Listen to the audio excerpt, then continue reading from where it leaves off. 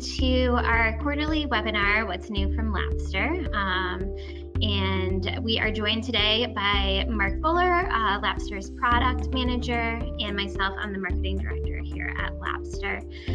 So really excited to kind of hear what the product team has been up to. They've been super busy over the last quarter and fall semester, and also give you a glimpse into what we're planning in 2021. So with that, we can get things started. First, to go over a bit of practical information, as usual, we will be using Slido for the Q&A, so feel free to ask questions throughout. You can visit slido.com/Labster. If it asks for a hashtag, it's going to be hashtag Labster. And also just to note, if you do ask questions, they're going to come up on to the presentation at the end. So you can upvote those questions that you see someone else has already asked to make sure that we prioritize answering those first. Also, please remain anonymous if you don't want your name shown on the slide, because we are recording this webinar and we will be sending it out after for anybody that wasn't able to attend or would like to rewatch it. And after the webinar, you can go to labster.com and you can engage our chat if you have any follow-up questions. Yeah, so with that, I think I'll pass it over to Mark to get into it. All right. Hi, everyone. So happy to be here with you today. And I believe this is one of our final webinars, at least, of 2020. This has been, not really sure what to say about this year exactly, other than to say, of course, it's been an absolutely wild year for us here at Labster, as well as I think for everyone everywhere, of course, but perhaps few people more than you all in the educator community. So before we actually get into this, I just wanted to again say thank you for everything, all of your efforts this year, heroic efforts, I think in many cases, to keep students learning despite all of the wildness that's happening in the world. So excited here to talk a little bit about what's new at Labster over the past couple of months, and then what's coming soon as well, and even talk a little bit about 2021 further out, what our plans are. So I'll say a few words in the beginning about some new resources that we have and videos and things available for educators. Then I'll say a few words about our recent releases from this past fall, what's next, talk a little bit about access and some new updates we have to our access pathways, at least for those that are using our simulations directly on the Labster website. And then finally, a few words about features and a few other things. So as Hillary said, absolutely please ask us questions as we go through this, and we'll do our best to answer them. And by the way, as she said, this will be an interactive. I have a few poll questions hidden here, a few questions for the group. So to kick it off, what are you most interested in learning about today? I love asking this question. Please, if you go to slido.com/Labster and enter your answer, that'll be great to see. We'll do our best. We may not always have answers for you in a particular area. Hopefully this poll is live now, Hillary, but we'll just give it a few moments here for folks to log on to slido.com and /Labster and put some notes in there. Definitely a big one that we always hear is what's new, what are the updates, new simulations in biology, chemistry, physics, physiology, and I see a lot of that. How to purchase Labster Access for students probably won't be answered in this call, but we can direct you to some resources, absolutely. Improvements in the interface, organic chemistry, great. Canvas, all right. Well, thank you so much. This is super helpful. Physics labs in giant letters right now. We have a few people upvoting that, it looks like. So we can definitely talk about that. Before I get into the actual new content, I just wanted to have a quick note in the beginning here.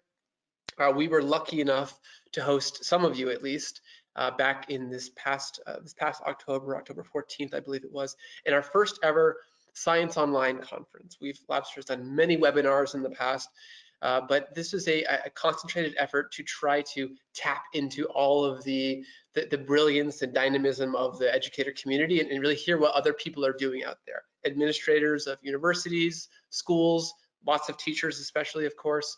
How are they teaching with virtual labs? How are they, how are their various tips for moving learning online, or, especially science learning, which I think can be so difficult to do in a hybrid format, or even if you're back in school or on campus full time. Obviously, certain things in the world have changed, and so just talking a little bit about how to use virtual labs. The big news, the reason I mentioned this, is that the recordings of this conference are now available, in case you haven't seen that in the emails we sent out. So for those who weren't able to join us back in October, I'll just play a short video just to give you a little bit sense of some of the topics that we covered, and then we'll just mention where to get access.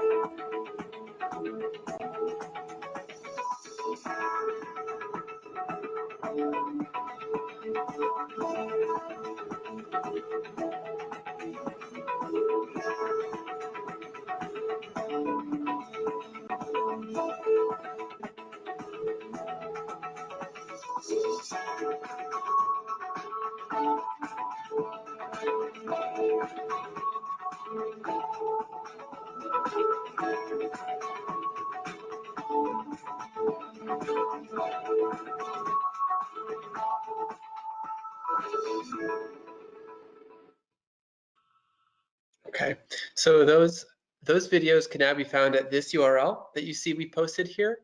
And I believe, Hillary, if they just go to the Labster website, they can find it, find this page directly, right? Yeah, exactly. It's in our the top navigation of labster.com. I'll also include a link in the follow-up email that also includes the recording for easy access. Excellent. All right.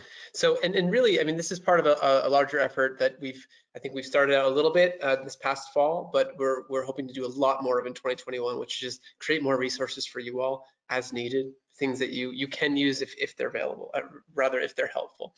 It could be videos, it could be webinars again, whether that's our implementation and setup webinars from our customer success team will restart again in January.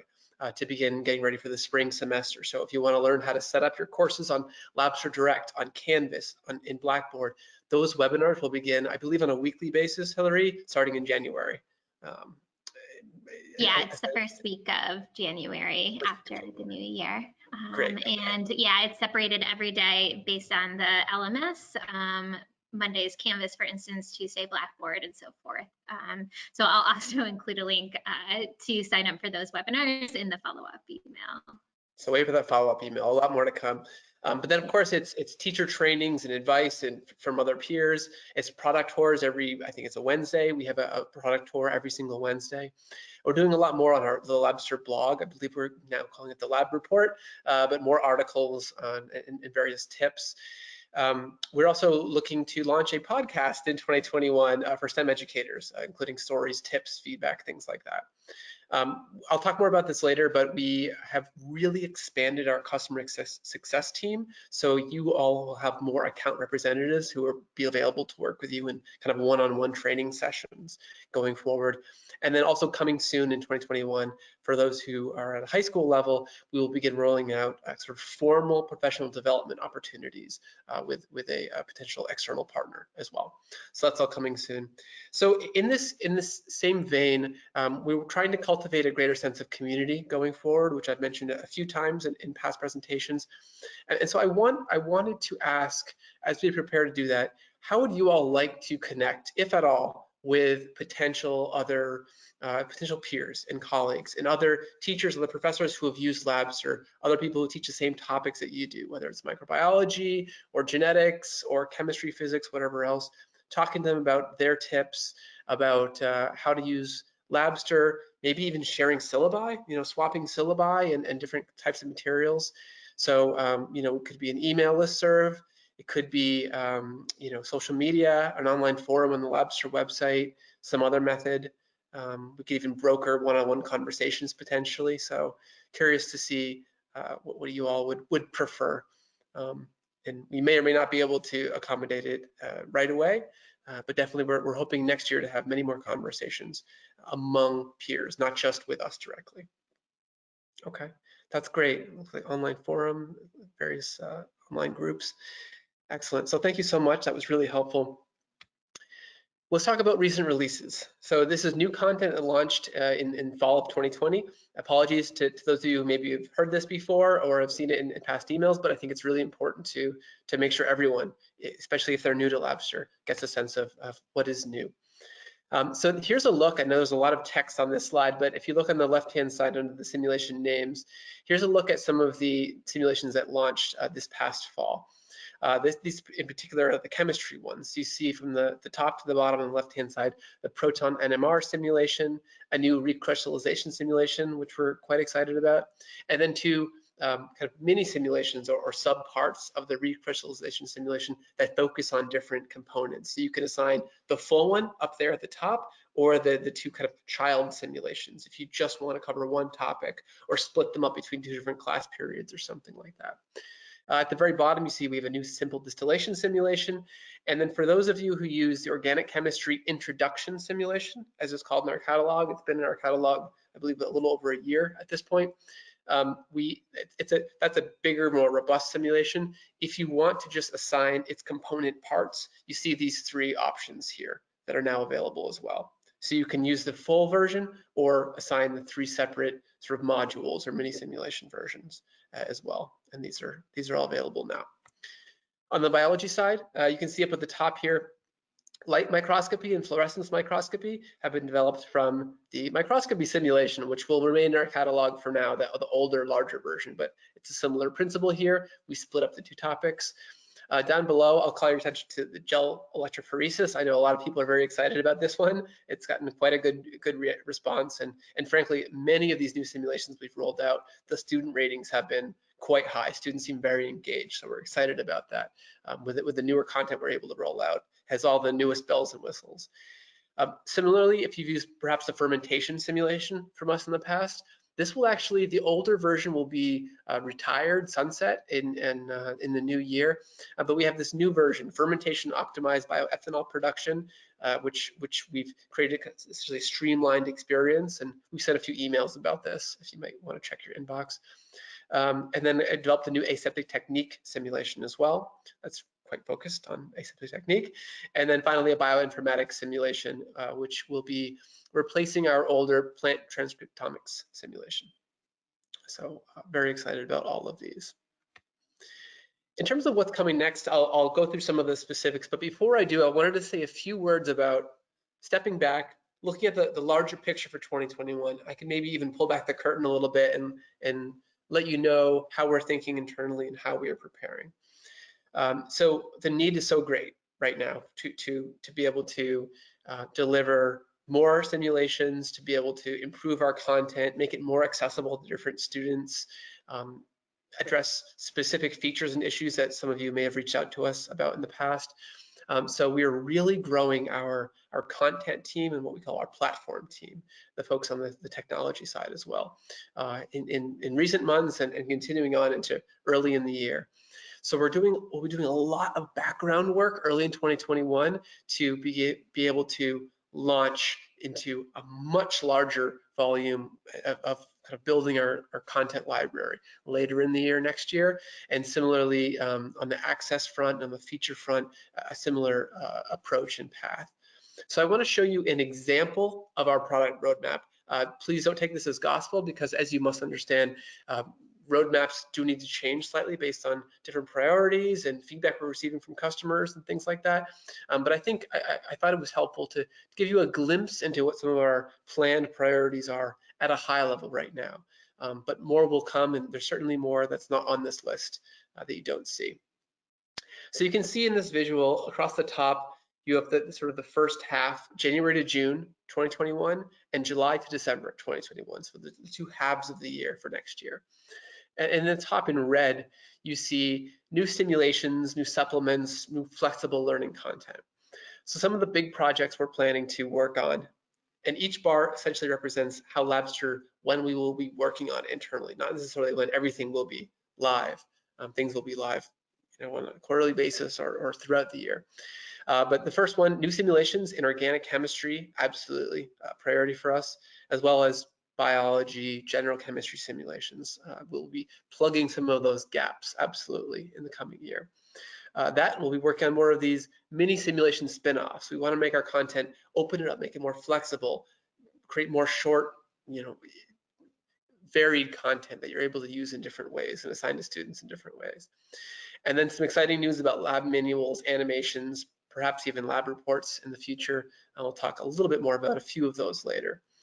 Accessibility is a major focus for us right now. As perhaps you've heard in past conversations, it's now that we're working with such large populations of students, and perhaps less so on a course by course or even department by department basis, but with an entire university system or large high school districts, it's incredibly important that we focus on making sure all students get to learn science, even in a world in which some of that learning is online, or perhaps even just the homework component is online. So accessibility and kind of ADA compliance, if you're based in the US, is really important for us right now. And naturally, there's a bit of a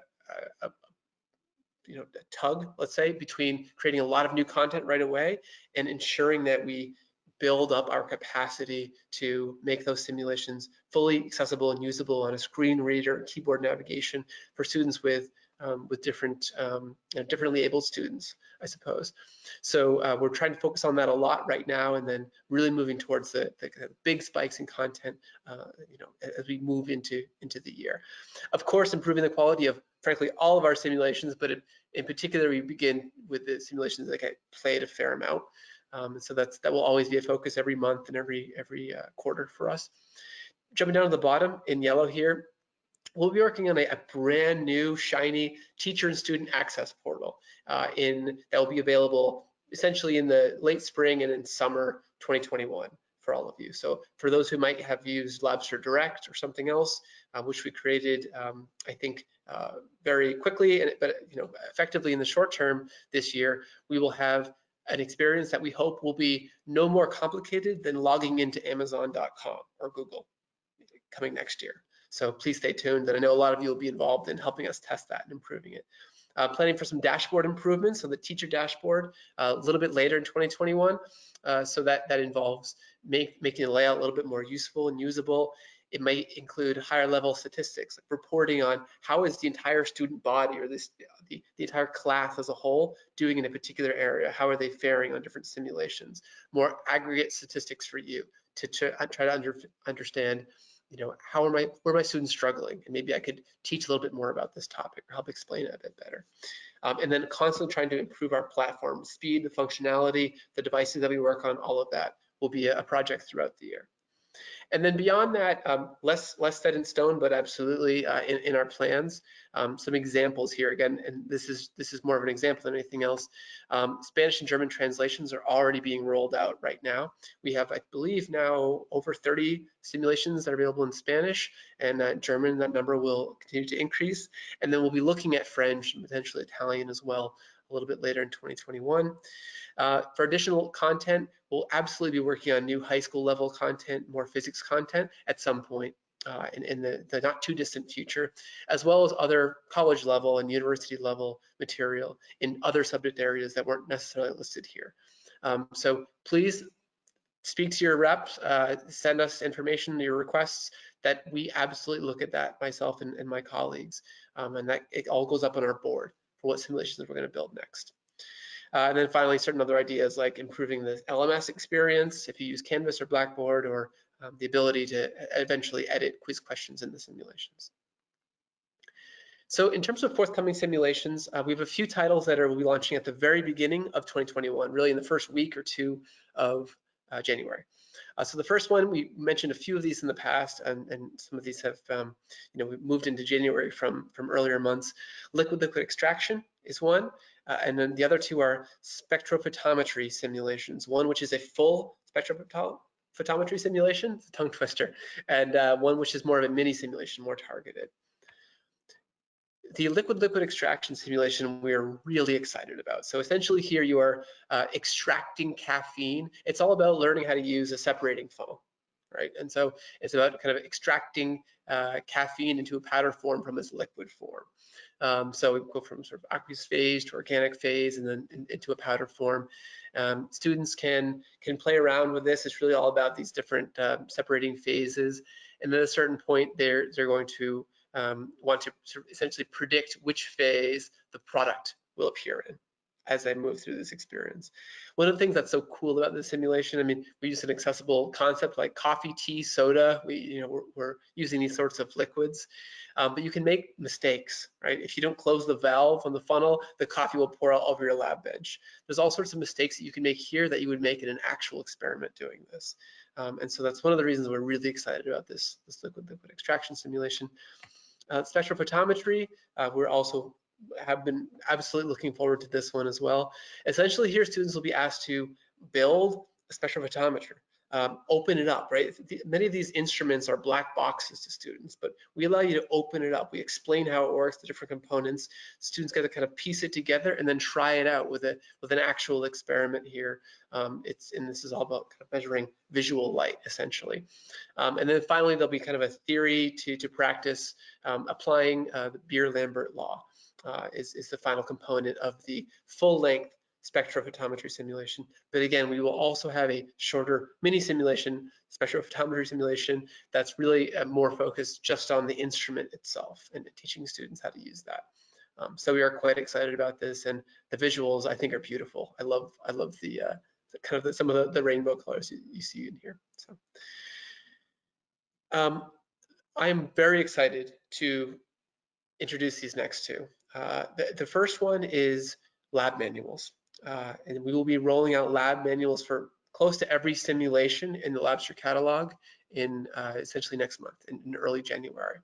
These will be in either Microsoft Word format or in Google Docs format. So you, as an instructor, can edit them if you want. You can add additional information for students if you want. But essentially, these lab manuals will include information, kind of a synopsis of the simulation, the learning objectives, the techniques that the simulation covers, and then some of like the basic theory material, what learning material, what concepts are going to be covered in the simulation that they are about to play. So in most cases, people want to assign these to students beforehand. So you'll be able to add it to your syllabus, throw it in your LMS course, whatever you want to do. So we're very excited about this, and we're committed to making more supplements like this available in 2021, just to really improve the value of what we're offering to you all. The next point I want to bring up is these, what I guess I would call 3D animations or animation videos. Each of these will cover a specific key concept, key scientific idea or topic concept, and you'll be familiar with these. Right? From the Labster simulations, we often take you out of the lab room experience and shrink you down to the molecular level and show you what's happening, take you inside the science of a particular idea with visualizations, with animations to try to help students understand it a little bit better. And we find they respond really positively to that sort of learning in many cases. So in this example, we're taking one of these particular animations, maybe a minute long, and maybe 2, 3, 4 minutes in some cases, but we're cutting it out of a simulation, and we're going to make it available as its own standalone video. So there'll be voiceover, there'll be captioning in most cases, and you can play this to students on the big screen in front of the class, or virtually on the big screen, or simply assign it to them in your syllabus or in your LMS course if you choose to. And you can assign these as a prep or as a refresher on a particular idea, or perhaps there's a Labster simulation where you say, I don't need them to learn this entire concept. It's a 30-minute simulation perhaps, or a 40-minute simulation. It's not something you want to cover in depth. You don't have time to, but there's a great 5-minute animation in the middle of that simulation that teaches you a particular idea, and it does a nice job of visualizing it. You can now just assign that video to students. So we're trying to enrich the learning environment in which all of our content exists, and give you more options and more flexibility in the way that you use Labster learning materials. There's more ideas on this coming forth in the future, I think, in a few different areas, but really excited about this first batch of these 3D animations that we'll make available to you soon. Okay, and as I mentioned before, please stay tuned for more new full simulation titles, more new supplements as we move into 2021, especially the spring and the summer. Really excited about that. I wanted to say a few words here about access and features and technology, right? And everything that's surrounding the actual content itself. The first is for those who use our Labster Direct solution right now. As I mentioned, we're going to be updating this solution in a major way, essentially replacing it about midway through the year next year. But in the meantime, we made some improvements because we want you to have a great spring experience and spring semester with Labster simulations and virtual labs. So the first improvement that was made in the past month or two was all of your courses should now be in one place in Labster Direct. So if you log in once to one of your Labster Direct courses, look in the navigation bar at the very top. There'll be a drop down. You see a visual of that here. And let's say you teach 2 or 3 or 5 different courses that use Labster virtual labs. You'll be able to see those and simply click to navigate to the course management page for your Biology 102 course or your microbiology course or whatever else it may be. So we're trying to make things much easier. You don't have to keep track of so many links necessarily. Once you do log in once, you'll be able to navigate between your different courses. And the second part, bookmarking, will help with that. So you were always able to bookmark your actual student course page that you hand out to students, but now you'll be able to more easily use course management page and your dashboard and just bookmark that in your web browser so you can easily find it again and log in. Fixing some other login issues here and there, and one of those, actually, the student names will now appear in your dashboard going forward. So instead of perhaps being a bit confused at times, if you're looking at a student email address or you're a little bit unsure whose grade this is, students will now have to enter their names. So when you're looking through your dashboard, reviewing students' progress, reviewing their results, you'll see their full names appearing right there. So we're really excited about that going forward and some of the improvements on the dashboard side of things. And then finally, a slight kind of page redesign to the course management page for Labster Direct users to help make it a little bit easier to use and easier to understand. You can always go to our support center, our help center. There's an article called Labster Direct Guide for Teachers, which should be really helpful. And then there's also an article about these updates in addition to the emails we've sent. Just, I believe it's called Labster Direct Updates. So please reach out if you have any questions. I mentioned before, we have grown significantly the size of our customer success team in the past, really since the beginning of October or so. So what that means is a lot more hands-on help from Labster going forward. In 2021, we really hope to have a lot more one-on-one training calls with you all and your colleagues. We hope to give you a central point of contact for your university that you can reach out to when you have questions about Labster, or you're thinking about next semester already, or whatever else you need assistance. They're there to help train you and your colleagues, ensure that you and your students have access throughout the year, and have regular check-ins as much as humanly possible. So I believe we have 5 more folks that we're hiring in the near future. So if you haven't heard from your customer success manager yet, you should be soon. So. Yeah, and I'll just jump in too, because I am seeing a lot of questions coming in around requests for either fixes for specific simulations or notes on simulations that they would like to see in topics. So the CSM manager is the perfect person to bring that to. They share all of that feedback with the product team and the content team, and we take that into consideration when prioritizing our product roadmap and which features and functionality and whatnot to prioritize. Absolutely, but we love to have it here as well too. And so anything that you send in here today, we will capture. But yeah, absolutely, your CSM, your account representative, will be a great person to help do that and funnel it back to us. And let me say, in terms of fixes on simulations, there are all sorts of different uh, types of feedback and suggestions, most of which are incredibly helpful.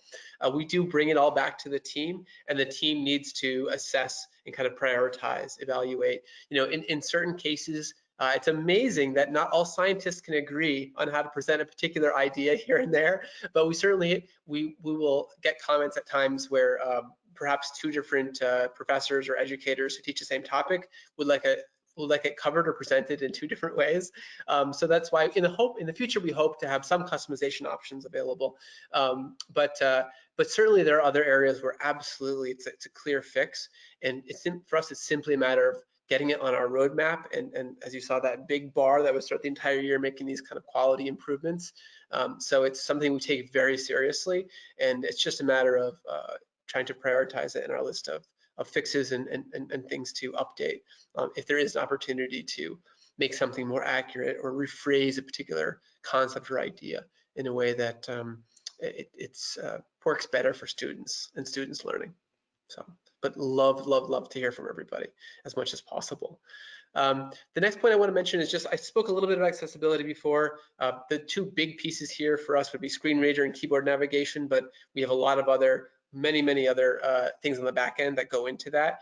To make one full kind of rich, complicated 3D simulation fully accessible, according to the WCAG 2.0 guidelines, is as you might imagine, it's a big project, but it's something we're absolutely committed to right now.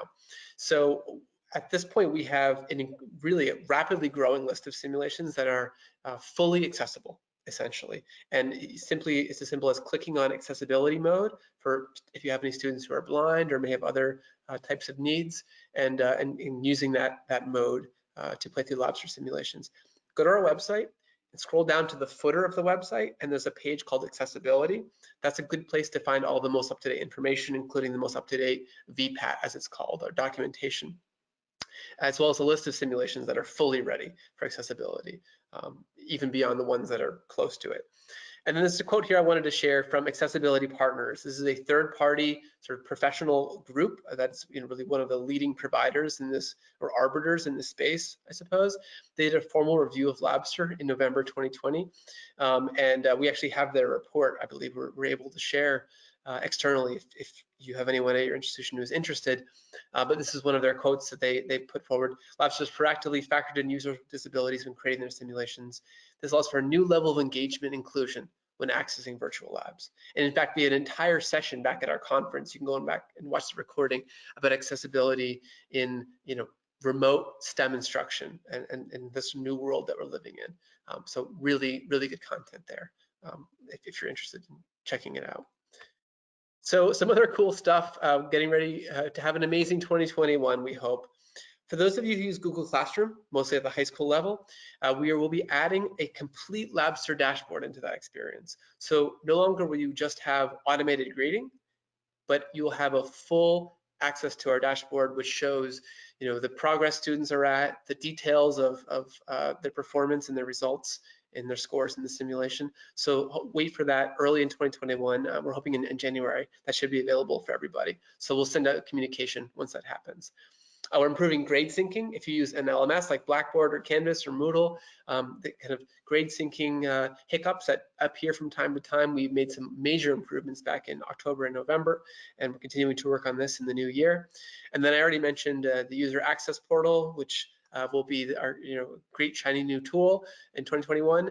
And more new simulations on the way, absolutely. And as we get closer to having specific titles that we can share with you all, we will. Absolutely. So stay tuned also we'll have another one of these in the first quarter of the year, maybe February or so.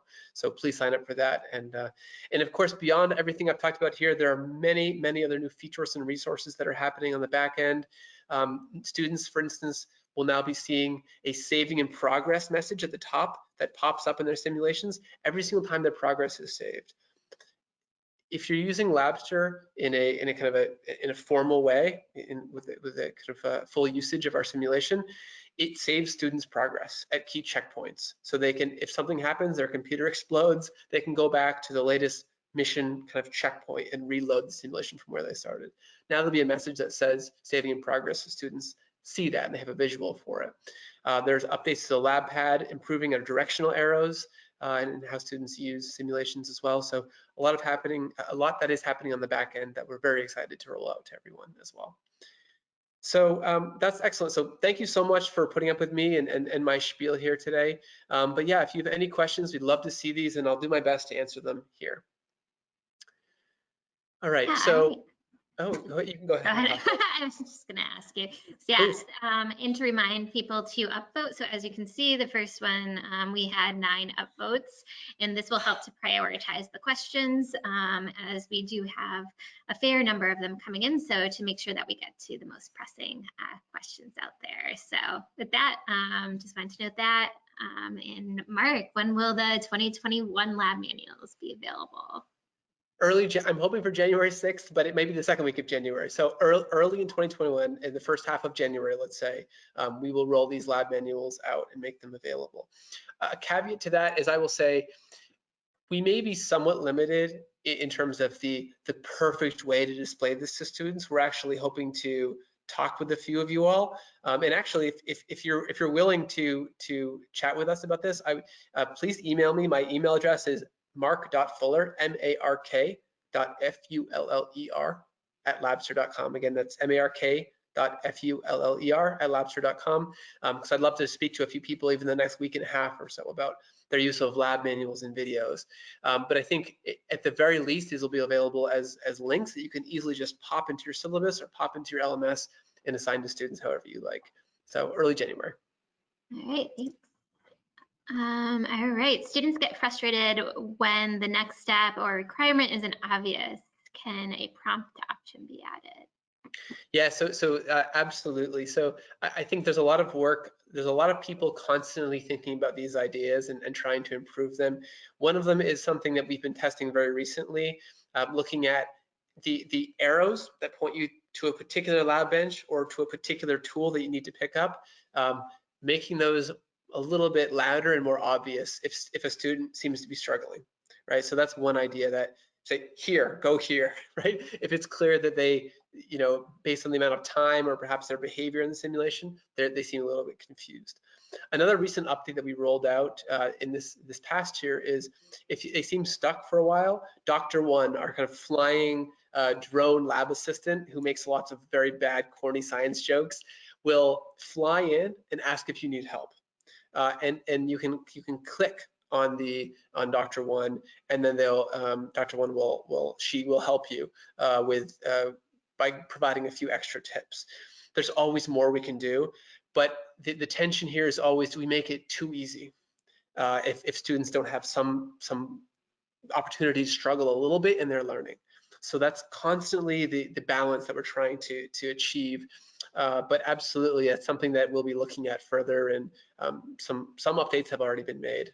So stay tuned. All right, thanks for that. And will there be improvements to our earliest labs, typos and incorrect info and so forth? Absolutely, yeah. So this is something that we tried to begin tackling this year. Absolutely, but it's ongoing. And again, that was one of those bars that went across the entire year. In fact, I believe there's essentially almost an entire what we call squad of content folks and content experts dedicated to this. One of the problems is we have close to 170 labs, and there's many different types of improvements and optimizations that we can make. But yes, absolutely, this is something that is constantly a priority for us. So again, it's a question of balance to some degree, but please send them in if you see them. We have an entire process internally where we tag our science experts and what we call our bug czars. So that's definitely something that we will plan to continue to tackle.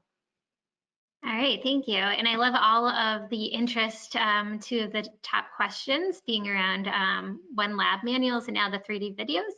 Will they be embedded in the LMS so that we can be wrapped in additional teacher and created content? Essentially, how we're planning to make the video available is a YouTube link to maybe oversimplify it a little bit, but that's basically what it is. So if you can embed a video in your LMS, you'll be able to embed these videos, these 3D animation videos. So I would venture to guess that the answer on that is yes. In the same way you would use any video in your teaching, you can do that here. It's just a separate thing from the lab itself, the actual simulation. Okay, and another popular, oh, is it possible to build more making mistakes into the labs, as you mentioned? Absolutely. It's a very interesting, almost philosophical question about how we do our learning design here at Labster. A lot of our labs do contain a certain amount of failure-based learning. I mean, in fact, is one of our core principles when we design our labs here. But it's not always the main feature, because in other cases we prioritize perhaps the actual activity and the learning and the mastery over the failure and the exploration. So there's always a conversation around to what degree do we allow exploration and failure before we address the other topic earlier, where we fly in and say, do you need some help? You spilled your coffee 3 times here, close the valve. So I think that it's a very good question, but absolutely, it's something that I think we hear a lot. And so doing our best to try to make labs that tick several different boxes and meet different people's needs, it's something that we do plan to continue baking into our simulations, and perhaps more so. And perhaps, I think the answer is it will vary based on what the simulation is, what topic is being covered, and how we've approached that particular topic. Some may be much more failure-driven learning based, and others will be more mastery based, and we're trying to help students really learn as they go, because there's a lot of material to cover. Good point. Okay. And I feel we have this question a lot as well. Are you working on making Labster available for tablets? Yeah, so the question of tablets and mobile phones is always a really interesting question. It's something that has been on our list for some time, absolutely, and it continues to be. I think what we have found is that with the competing priorities of increasing speed of the simulations versus breaking them up, creating new learning content, versus perhaps making them work a little bit better on existing laptops or Chromebooks, or making them accessible for students with disabilities, we have found that for certain students, it is unfortunate that we're not really fully compatible on iPads or tablets in general. We haven't been able to fully justify the focus on tablets yet for those reasons, but it is being worked on in the background. I will put it that way, and is absolutely on our list, potentially for maybe the second half of 2021 to take a more closer, more serious look at. Unfortunately, it's not as easy as just shrinking down the screen a little bit. If you can imagine these very rich, immersive 3D experiences on a smaller screen, I mean, certainly with mobile, that's doubly true. It's essentially a process of rebuilding the simulations, but absolutely it's something that's on our long-term roadmap and that we're seriously considering. So we always want to know if it's helpful for people. Awesome, thank you, Mark. And then along the same lines of support material, is there a suggested sequence of exercises? It seems like there are that some refer to new instruments not defined in the current activity. That's a really good question. The short answer is not exactly. We have, for those of you who have logged in and taken a look at our library, you can see it's a library in the truest sense of the world. If you're wandering through a physical library, there may be situations where you have a kind of a packet and we say this is what we think you should cover. In terms of sequence, not necessarily. We have not necessarily made that a priority, although certainly if you work with your sales representative or your Labster contact, they can do a course mapping for you, which is essentially as easy as you saying, here's my syllabus. And then they can move through that process and help put our labs in sequence for you, essentially do it for you. We have in our various course packages, right? So if you teach microbiology, if you teach, physiology or, ecology, something else, you can look at our course packages. We have PDFs, we have, various organizations of those things on the website, especially the faculty resources page. I always want to mention again the importance of the faculty resources page, because that is the keys to the kingdom for you as instructors. You can play any single simulation you want. You can see quiz questions. You can see all the materials for instructors. Those will show you by course package. Let's say you teach general biology 1 and 2, which we think are the core simulations, and then which we think are related. So the core simulations, those are the ones that we're saying, here are, in terms of sequence, not exactly in order, it's in alphabetical order is the way it's listed. We're saying, here are the core topics that we think we cover for this course. And then the related list is, and we find other instructors sometimes use these because they find it useful to cover in this particular area. So it is curated in that sense, but we haven't necessarily done a lot of sequential recommendations. And I think that's something that I hope we can do a little bit more of in the future, especially if there's more exchange between instructors on, let's say, syllabi. Show me your syllabus using virtual labs for a non-majors chemistry course. Great, right? That's great to have those examples. And I hope that we'll do more of that in the coming year. All right. And then is it possible to start anywhere in the simulation? Yeah, this is so again, for students, this is taken care of, but you're correct that the instructors on the faculty resources page, the functionality is such, it's an open simulation that anyone can play. We're not remembering you, right? In the sense that every single instructor who clicks on that link to play the meiosis simulation is playing the same simulation. So you wouldn't want to open it up for the first time and then see that you've already completed 2/3 of it. So it's absolutely under review. We're considering technical ways in which we could make that possible for you to be able to freeze your own progress. But I will say there is always the simulation screencast. I know it's not always the prettiest thing in the world, but by the way, as we update simulations, we update those screencasts. So it's essentially a video of the entire simulation. You can click to drag and move it to halfway through, 90% of the way through, 10% of the way through. Click around and see what's happening in the simulation. And for those that do have audio, you're essentially seeing someone else play the full simulation. So I'm glad that this is on here. Definitely, it's definitely on our list, and I'll see where we are necessarily in making that a possibility, but probably not right away, I would say. Thank you. And then I have had some students where the simulation would not load. Any suggestions? Laptop or desktop, Chrome and Firefox browsers, close all your extra software programs and browsers. I know I'm guilty of this. If I were to close this right now and show you my Google Chrome, it's horrifying. I have 30 tabs open probably. Students probably have a lot more, I think especially if they're sort of digital native students. So close all these other programs because they're chewing memory, right, in your computer that are running in the background. And clear your cache is another possibility, right? It's those essentially just the history on your browser. You go up into settings in the upper right, you clear your cache, kind of cookies and cache, and usually that solves issues. But our support center and our support team are great resources. Our support center has probably the most important article in it is minimum technical requirements. Some of it is not exactly a beach read, it's talking about the capacity of your computer and things like that. But if you're having issues, that's a great place to check and to start, because that's, it's not like, I always say, it's not like opening the NewYorkTimes.com. Our Labster simulations are more powerful. Obviously, they take over your computer, they take over your screen. You're running a heavy graphical program like a gamer would, right? And so, but we've made them much, much smaller than those big actual games that you see out there that people play.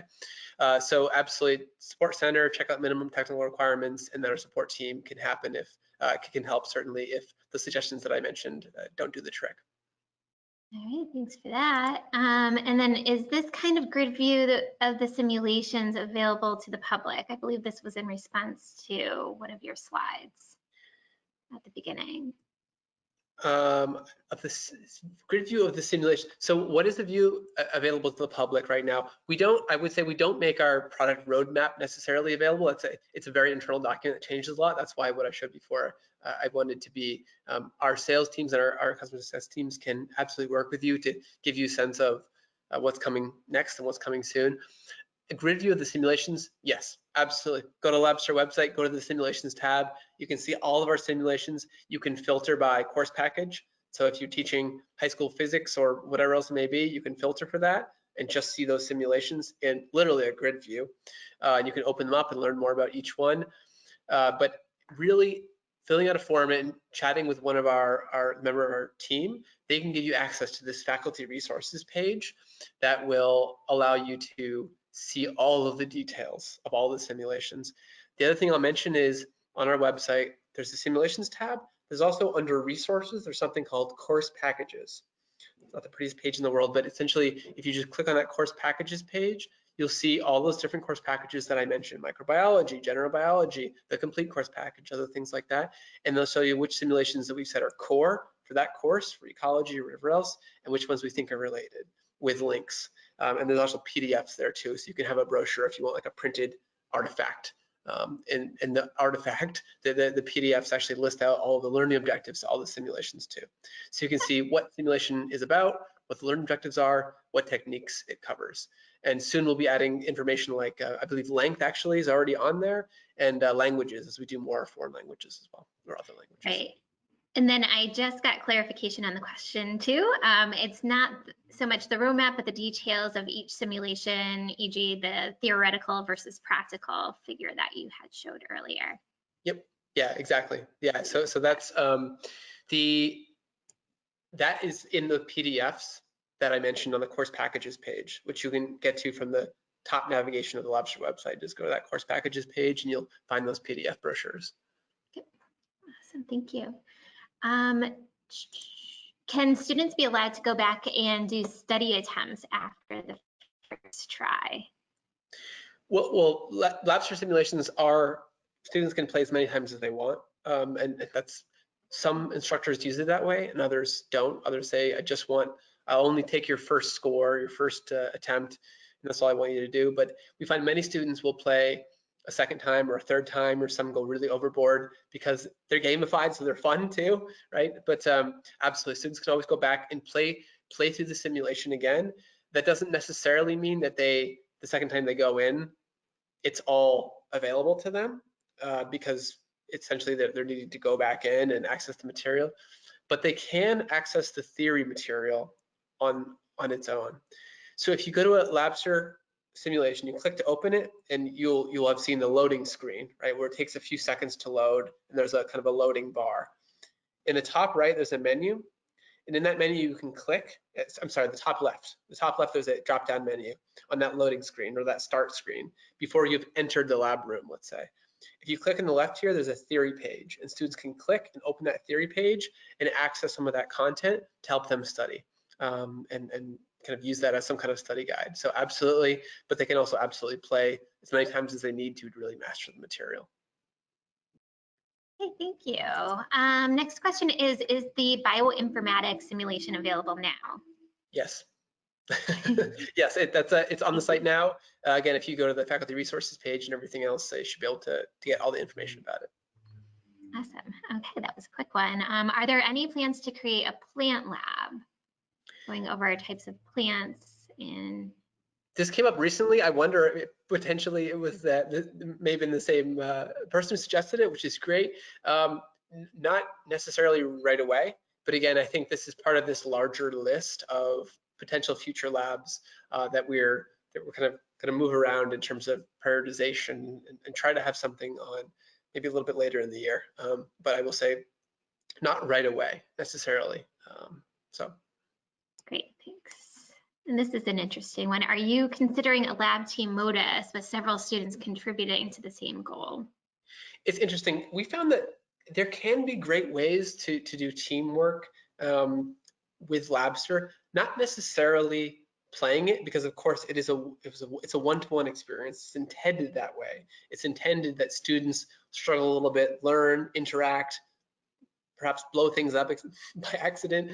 But we found instructors, especially when the world is back perhaps in person, but even beyond that, if you have students working in little Zoom rooms of 2 or 3 people talking through learning goals, potentially even playing through together, right? You can share your screen and have a kind of a simultaneous call where you're clicking through with other students.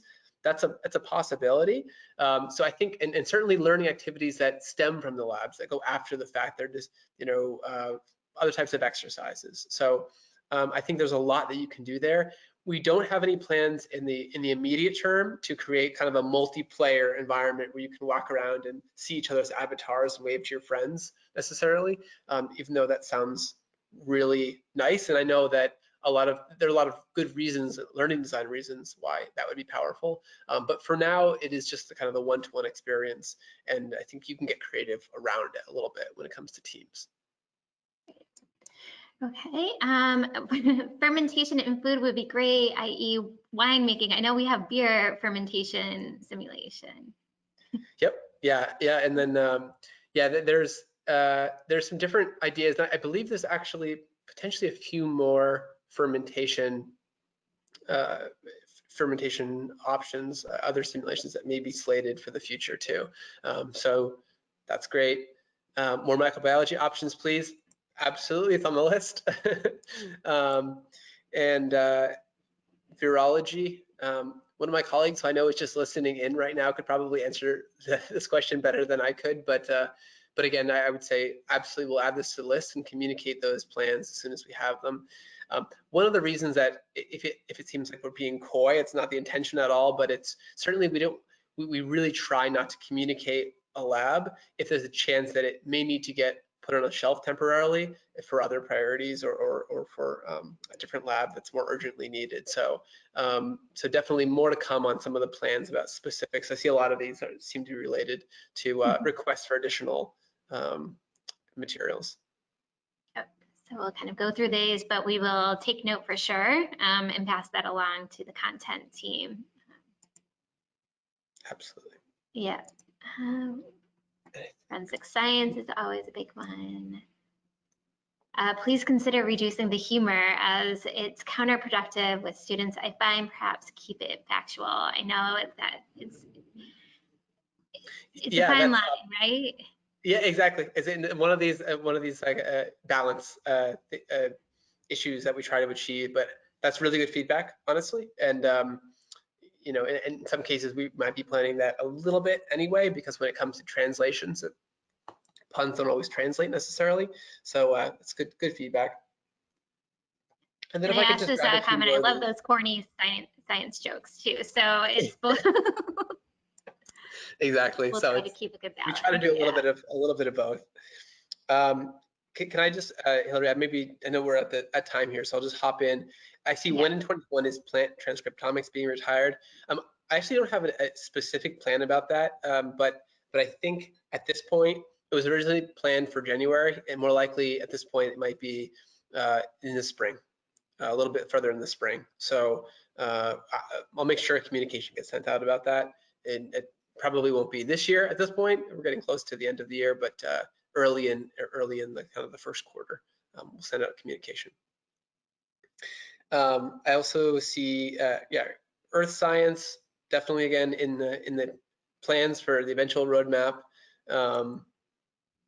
And then I'm not entirely sure about the GOB course. I would say yes, but certainly I can follow up on that, and certainly just taking a look at the course itself might be able to help answer that question related to the GOB course. And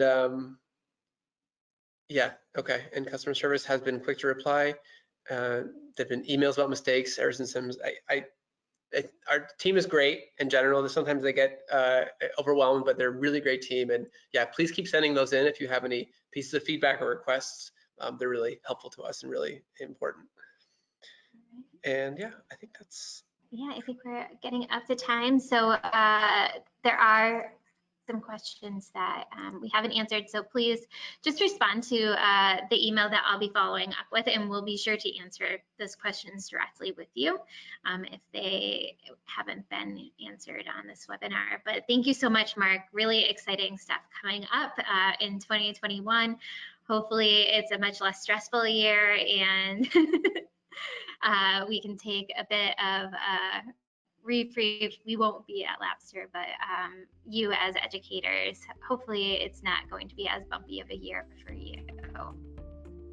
Absolutely. Thanks so much, everyone. Happy early New Year. Yeah. Bye-bye.